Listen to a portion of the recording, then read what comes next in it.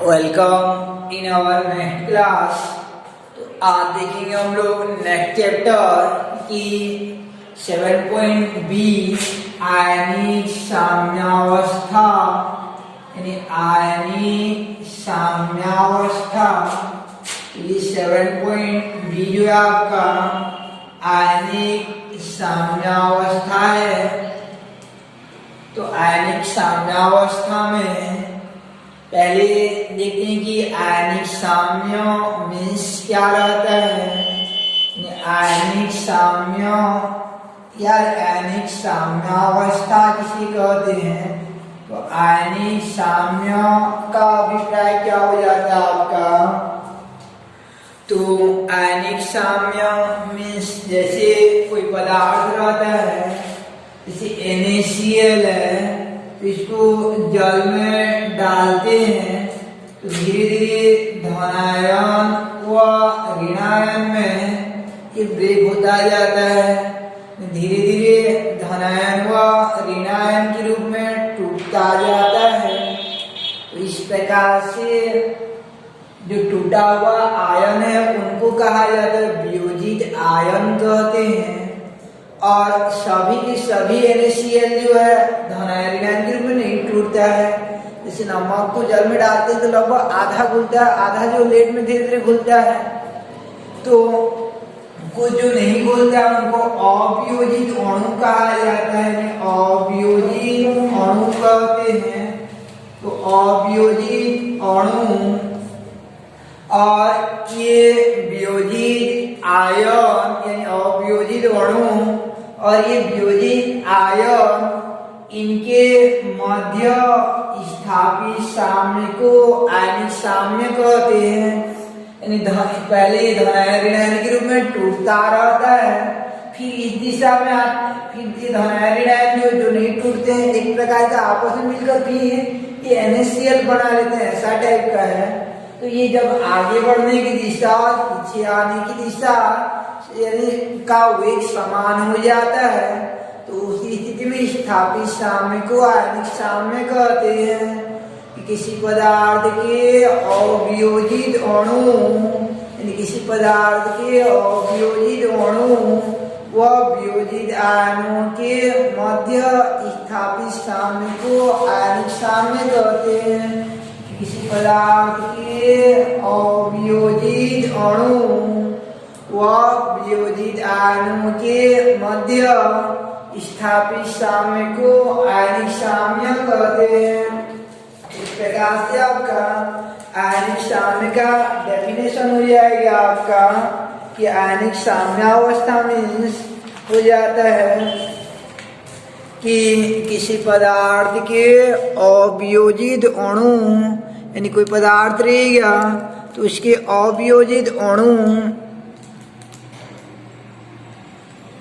यानी किसी पदार्थ के अवियोजित अणु एवं वियोजित आयनों के मध्य स्थापित साम्य को आयनिक साम्य कहते हैं।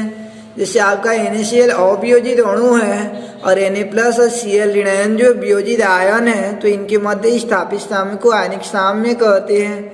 अब देखते हैं आगे कि ये आपका इससे संबंधित कुछ छोटा छोटा परिभाषा, जैसे उष्मागतिकी में छोटे छोटे डेफिनेशन पढ़ते हैं। ऐसे आयनिक साम्य में पढ़ा जाता है विद्युत अपघट्य, विद्युत अनपघट्य, विद्युत अपघट्य के प्रकार। तो आयनिक साम्य के उपरांत देखते हैं हम लोग कि आगे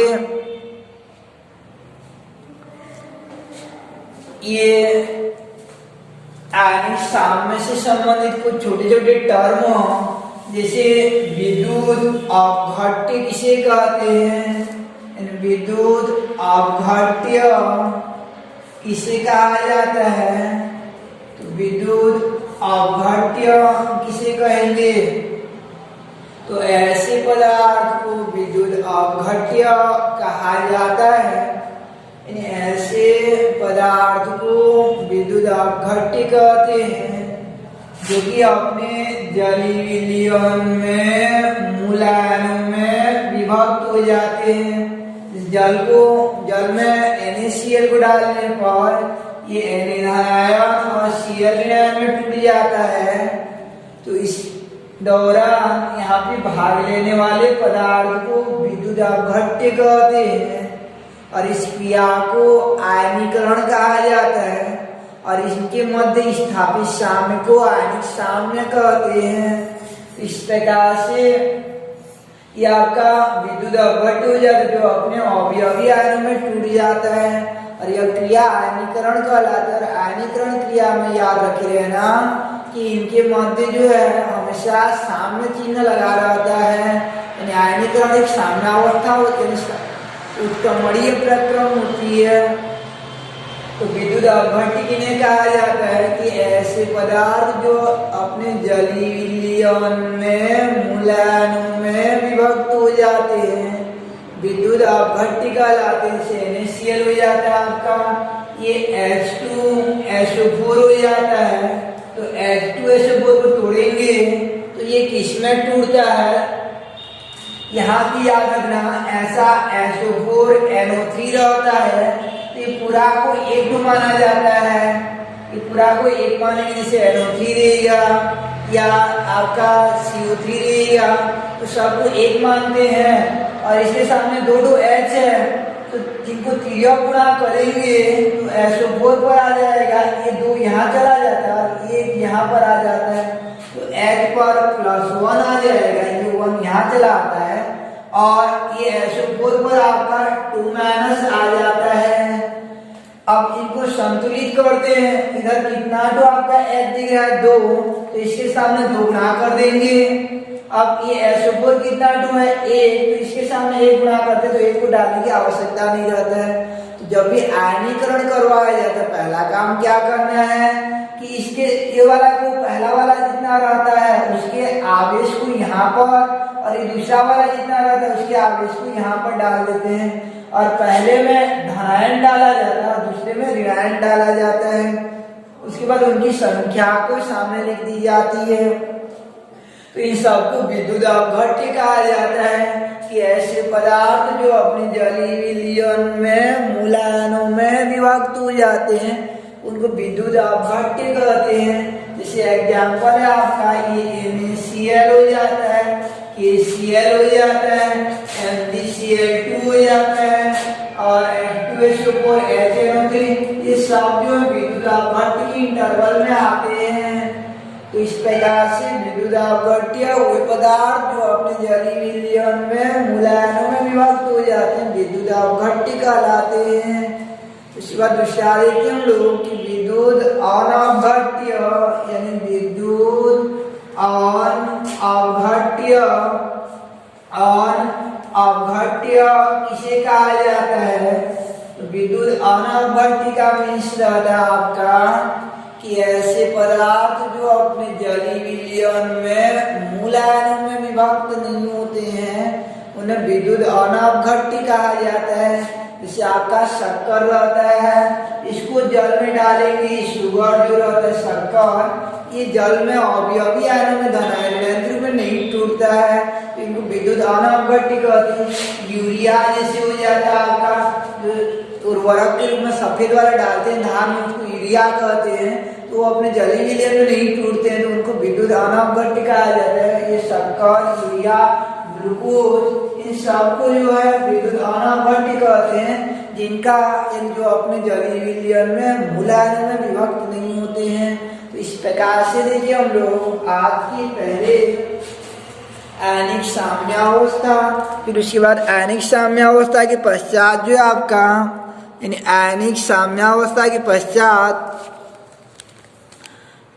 कि विद्युत अपघट्य और विद्युत अनवघट्य। तो विद्युत अपघट्य किसे कहते हैं कि ऐसे पदार्थ जो अपने जलीय विलयन में धनायन ऋणायन या मूलायन में टूट जाते हैं विद्युत अपघट्य कहलाते हैं।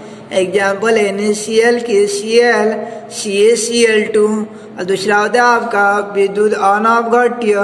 ऐसे पदार्थ जो अपने जलीय विलयन में मूलायनों में विभक्त नहीं होते हैं विद्युत अनवघट्य कहलाते हैं। जैसे आपका शक्कर हो जाता है यानी शुगर ग्लूकोज यूरिया ये सब विद्युत अनवघट्य होते हैं। उसके बाद जो विद्युत अपघट्य को पुनः दो भागों में बांटा जाता है। विद्युत अपघट्य फिर दो प्रकार से होते हैं, एक प्रबल विद्युत अपघट्य और एक दुर्बल विद्युत अपघट्य। तो देखते हैं प्रबल विद्युत अपघट्य और दुर्बल विद्युत अपघट्य में क्या हो जाता है। तो प्रबल विद्युत अपघट्य और दुर्बल विद्युत अपघट्य किसे कहेंगे। तो विद्युत अपघट्य दो प्रकार का हो जाता है, एक होता है आपका स्ट्रॉन्ग इलेक्ट्रोलाइट यानी प्रबल विद्युत अपघट्य और दूसरा होता है आपका कि वीक इलेक्ट्रोलाइट यानी दुर्बल विद्युत अपघट्य। विद्युत अपघट्य दो प्रकार का हो जाता है आपका कि प्रबल विद्युत अपघट्य यानी स्ट्रॉन्ग इलेक्ट्रोलाइट प्रबल विद्युत अपघट्य, दूसरा होता है आपका कि दुर्बल विद्युत अपघट्य। दो प्रकार का विद्युत अपघट्य रहता है। ये विद्युत अपघट्य जो दो प्रकार का हो जाता है, प्रबल विद्युत अपघट्य और दुर्बल विद्युत अपघट्य। तो रही बात प्रबल विद्युत अपघट्य किसे कहते हैं। तो ऐसे विद्युत अपघट्य जो अपने जलीय विलयन में लगभग 100% आयनित हो जाते हैं, जल में डालते पूरा धन आयन के रूप में टूट जाते हैं, तो उनको प्रबल विद्युत अपघट्य कहा जाता है। कि ऐसे विद्युत अपघट्य जो अपने जलीय विलयन में 100% आयनित होते हैं, ऐसे विद्युत अपघट्य जो अपने जलीय विलयन में लगभग 100% आयनित होते हैं प्रबल विद्युत अपघट्य कहलाते हैं। इसे एग्जाम्पल हो जाता है इनका कि क्षारीय मृदा धातु के जो क्षार रहते हैं, पहले और दूसरे समूह के जो क्षार रहते हैं उनको प्रबल विद्युत अपघट्य के अंतर्गत लिया जाता है। तो प्रबल विद्युत अपघट्य में याद रखे रहना कि जितने भी खनिज अम्ल रहते हैं आपका, कि जैसे HCl हो गया, HNO3 हो गया, ये H2SO4 हो गया, H3PO4 हो गया, यानी ऐसे अम्ल HCl4 हो गया, ऐसे अम्ल जिनके सामने में H लगा रहता है वो प्रबल विद्युत अपघट्य में आते हैं। जबकि ऐसे अम्ल जिनमें पीछे तरफ H रहता है, जैसे ये एसिटिक अम्ल है तो ये पीछे तरफ अम्ल रहता है, तो इसको दुर्बल विद्युत अपघट्य कहा जाता है। एक तो अपवाद के रूप में याद रखे रहना, ये H2CO3 जो है इसके सामने में भी H रहता है, लेकिन ये दुर्बल के अंतर्गत आता है, अपवाद के रूप में उसको याद रखे रहना।